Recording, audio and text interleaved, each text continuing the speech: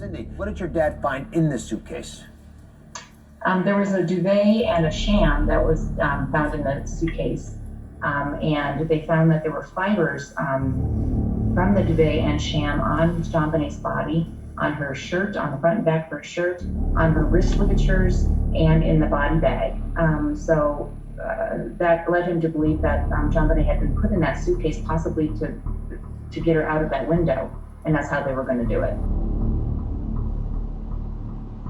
If this evidence is accurate, we should all be able to agree that JonBenet was put into the suitcase at some point. However, although we agree that JonBenet was put into the suitcase, Smit would use misleading evidence to postulate that an intruder was responsible. Of course, we now know that Lou Smit was led by a severe case of confirmation bias. To illustrate Smit misleading the American public, we will use an example from previous content. Smit went on national television and used this photo of an exhumed stun gun victim to compare to JonBenet's original autopsy photo. And Lou Smit uses these photos to further advance his theory. This man, whose body was exhumed, was confirmed to have been stun-gunned on his face, and this young woman was stun-gunned on her face as well. He says their marks are similar to the ones found on JonBenet. This was Smit's attempt to sell the outlandish stun gun theory.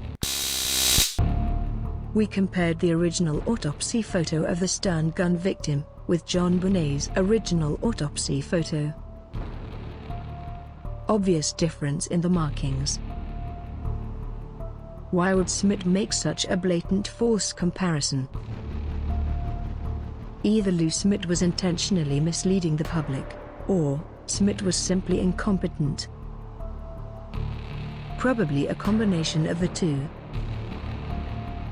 Either way, Smit should be considered as an original member of Team Ramsey.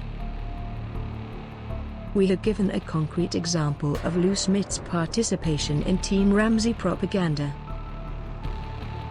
Smit misled the public. This is not really debatable. If you choose to idolize Smit as some kind of authority, you are revealing your own confirmation bias. The fact that Smit chose to mislead you should really make you think why. If Smit was arguing from a position of truth, why would he mislead you? Although we believe that former Detective Steve Thomas came to the wrong conclusion, he was far more intellectually honest than Lou Smit. Thomas never misled the public on national television like Smit did. If you denigrate Thomas with childish sarcastic coughs, you are, again, only revealing your own confirmation bias.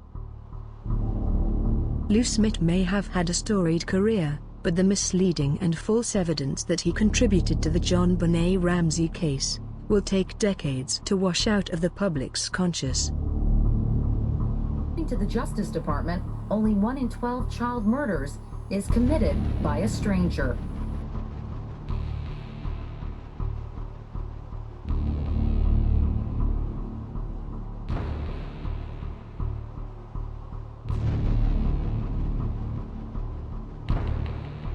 Some people have called you a delusional old man.